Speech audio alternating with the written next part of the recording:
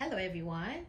Tama nga yung sabi nila, no, if you reach the age of 50, there will be a lot of different changes that will come along.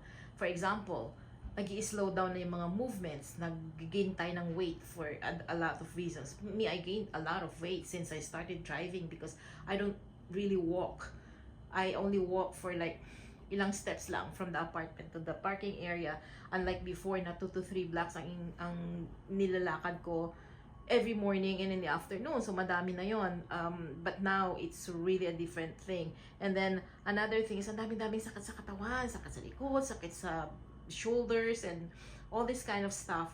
And nung isang araw may pumasok si Annabelle sa bahay, nagbigay siya sa akin ng salon pass. So ito yon, isa yun sa mga ayan, oh. Oh my gosh, I'm old. But it's really helping, you know. Hindi ko na kailangan magpamassage pa kay Noah kasi most of the days, the nights, lagi ko siyang sinasabihan na, can you step at my back? Or can you please do me a massage just for a few seconds? Madaganan lang yung likod ko. But now, it's helping. Naku, sa lompas. Sa lompas lang pala ang katapat ng mga sakit-sakit sa katawan. Ano ba yan? Matanda na tayo.